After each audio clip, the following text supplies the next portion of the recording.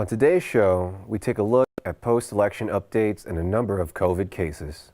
We also speak with Donis Hernandez, member of Arriba Las Vegas organization. All that and more coming up on Studio G.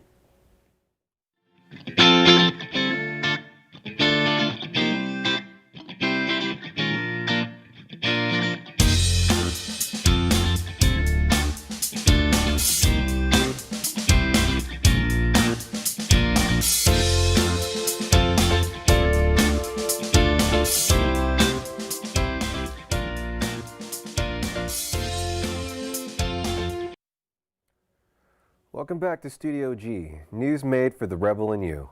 I'm Alan Barber. And I am Ramon Elizondo. Over the weekend, news broke that Joe Biden and Kamala Harris were elected president and vice president. Let's take a look. CNN projects Joseph R. Biden Jr. is elected the 46th president of the United States, winning the White House and denying President Trump a second term. We're able to make this projection because CNN projects Biden wins Pennsylvania, the former vice president, in his third run for the highest office, pulling off a rare defeat of a sitting commander-in-chief.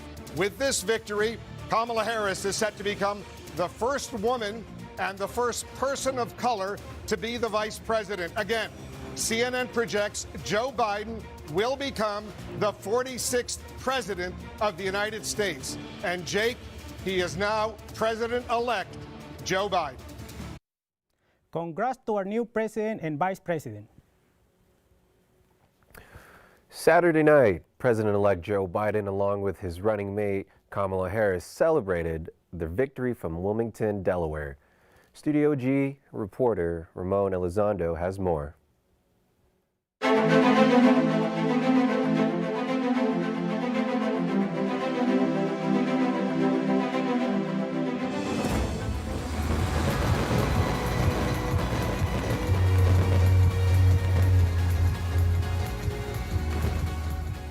On Saturday night, the Associated Press and other major news agencies projected Joe Biden as the winner for the 2020 presidential race with more than 270 electoral votes.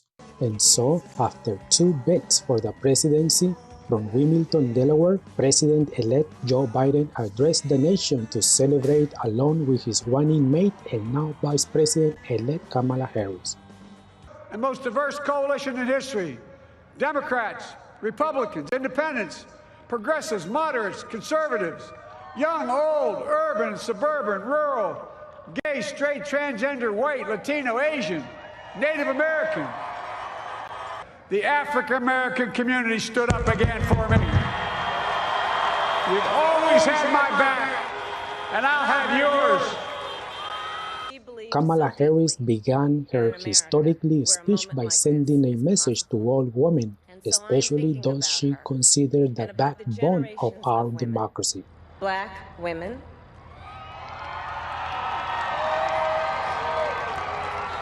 Asian, white, Latina, Native American women,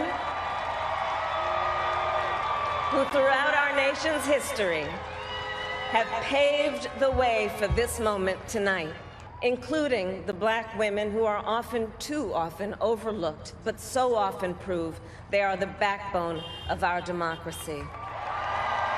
President-elect Joe Biden also sent his condolences to those who lost their loved ones due to the coronavirus pandemic. And so, defeating the disease will be the top priority for the 46th President of the United States. Our work begins with getting COVID under control. We cannot repair the economy, restore our vitality, or relish life's most precious moments, hugging our grandchildren, our children, our birthdays, weddings, graduations, all the moments that matter most to us until we get it under control.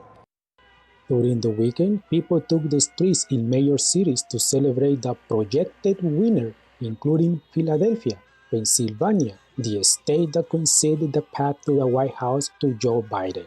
On the West Coast, in Las Vegas, Nevada, Trump supporters protesting in front of the Clark County Election Department chanting, "Stop the steal."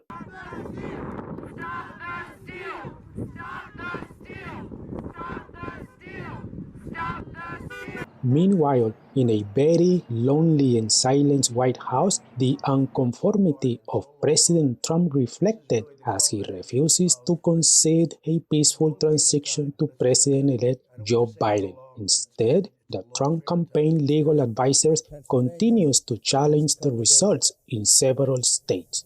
The people you see behind me are just a few of about, I'd say, 50 to 60 poll watchers who will all testify that they were uniformly, deprived of their right to inspect any single part of the mail-in ballots. So when I go to the poll, it was basically they put us at 20 feet away, and they said no cameras, no phones, you cannot take pictures. I was even harassed by some of the Democratic Party poll watchers, and that is also recorded. And then next thing you know, it was 6 feet away. Now, if President Trump has sufficient evidence to prove his claims about fraud, he has the right to go to court and challenge the outcome. Otherwise, it's time to go home. Reporting for Studio G, Ramon Elizondo. A majority of the Trump campaign lawsuits were filed in Pennsylvania, Nevada, in Georgia, and Michigan. Many of those lawsuits filed this week have been dismissed on the lack of evidence.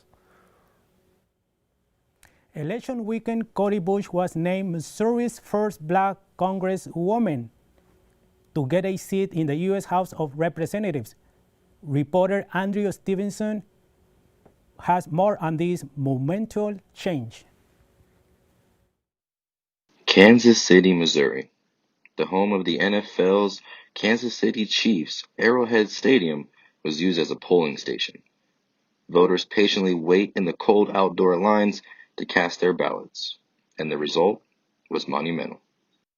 Cori Bush was elected Missouri's first black congresswoman in the U.S. House of Representatives. Can't continue with Donald Trump. We cannot live under a Trump administration. So we can disagree on an issue, but that won't stop me from fighting for to have a Democrat in that seat. With the people, it makes a difference when you feel like someone is so above you that they won't come to the district. They won't spend much time with just the regular people. You know, when the community is out in the streets protesting injustice, when the community is mourning or grieving, when the community is hurting because of a pandemic, because of a second pandemic hitting the community. This is our moment and this is our time, and that's how it will be. And so when you walk away from here, you walk with your chest poked out that change has come to this district, and it's come by way of first, we are going to love and respect and honor one another to change the face of this district and become who we know we can be, to have a safe, loving. Reporting for Studio G, I am Andrew Stevenson. There are some major changes ahead in the near future. Congratulations to Congresswoman Bush on her victory. Now let's send it over to Alan for today's weather. Good morning, Las Vegas. We are here in this cold, cold winter, or at least the onset of winter. We are falling down to the end of fall. And it's getting pretty cold today, so this morning we're having a cold, crisp 53 degrees. And if you were awake this morning, it was a low 30. And looks like in the valley, we're just going to have a collection of the low 50s this morning and following all through the afternoon, especially in Boulder City, or unless you're going to Summerlin, then you're pretty much on the borderline. Tonight, it's going to be a low 37, so make sure you wear a scarf, stay in, cuddle up with your loved ones with some hot chocolate. Make sure you just stay home, stay safe. It's still COVID out there, so we don't want to get anything worse than what it is now. Looks like throughout the week we're going to have about mid 60s, and all the way to Sunday we'll probably hit that 70-degree weather. Maybe won't have to wear that sweater. But throughout the week, in the morning, we're going to have some low 40s, so just be safe. Bring that sweater. just in case anything happens.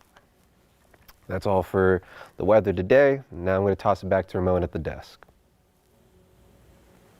As students and staff, it is important for us to take care of ourselves, especially with flu season in us and also COVID cases increasing. Brianna, explain how UNLV is keeping everyone safe. With the winter months approaching and the temperatures outside cooling down, the flu season is right around the corner. UNLV is preparing how to keep students and faculty safe during these difficult times. As the COVID-19 cases spike here in Nevada, the university has implemented guidelines to create a safe working and learning environment for its students, faculty, and staff. I spoke to Dr. Mary Bonmis, UNLV's COVID-19 coordinator, on those specific guidelines set in place and what they'll do next if cases at school become higher. Some of our students and even faculty have become infected, and so we follow our protocol. UNLV, as a university, has several protocols. They have their own web page and reporting page that all students can have, and then there's the app that students could identify symptoms in themselves. So they should be self-testing every day. That amounts to taking your temperature and going through the list of symptoms, shortness of breath, etc. If they're having those symptoms, they should not go to school. UNLV is fully prepared for the second wave expected to happen in the short months ahead, and Dr. Bonmis assured me the university has protocols after protocols for exposure, infections, and keeping track of students, which she encouraged, if you feel symptoms of any kind, to report it on the UNLV reporting system, and you can do that anonymously. This will eventually end, provided we all pitch in and get the job done. The total amount of confirmed cases at UNLV have been 363. Of those cases, 299 have been reported from students, 43 confirmed staff members, and the remaining 21 is faculty. New cases are recorded each week, and UNLV is currently giving out free testing in the Strip View Pavilion located at the Thomas & Mack Center. Reporting for UNLV Studio G, I'm Brianna Favriger. If you like to get tested, walk-ups at the Street View Pavilion are welcome, and appointments are encouraged but not required. Appointments can be made online or by calling University Medical Center at 702-383-2619. President Trump's hard-line immigration policies has brought concern to local recipients holding the temporary protection status that protects them from being deported. Studio G reporter Ramon Elizondo interviewed one of these immigrants who are also considered essential workers during the COVID-19 pandemic. Welcome to Studio G. My name is Ramon Elizondo. I'd like to introduce Donis Hernandez. He is a member of Arriba Las Vegas. Arriba Las Vegas is an organization, a pro-immigrant and pro-workers' rights organization here in Las Vegas. Along with Donis, we have his daughter, Emily Hernandez, 16-year-old. Señor Donis Hernandez. Mr. Donis Hernandez, what are your comments about President Trump trying to deport all immigrants protected under the Temporary Protection Program? And if so, the Supreme Court rules against the program, what's going to happen with your US-born young children? Are you taking them with you? Are they staying? Oh, my thought is this is an act of racism, taking away our temporary protection. I think we have lived here more than 20 years. We have had that program for a very long time. People from El Salvador, actually 12 countries are sheltered with the TPS. More than 470,000 people holding the program and more than 270,000 US-born children from TPS parents. We, the TPS community, bought houses. We are property owners. We bought automobiles. We are business owners. We have more than 20 years contributing economically, working and working. It's not fair to terminate the program. If the Supreme Court gives green light to the current administration to deport us, my 16-year-old US-born daughter will stay here. She's not from El Salvador. I am. She does not know El Salvador. She's not from El Salvador. She is an American citizen. Both cultures are very different. Her hometown is here, this country. Emily, as a US-born citizen, is it fair for your government to separate you from your parents? Could you repeat the question? Sorry. Yes. Is it fair for the US government to separate you from your parents?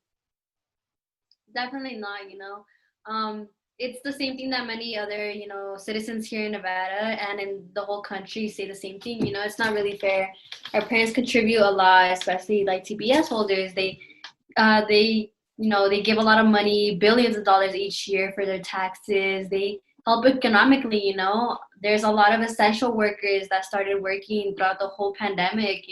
My dad worked throughout the whole pandemic. He put our lives at risk just so we have food on our table and a roof over our heads.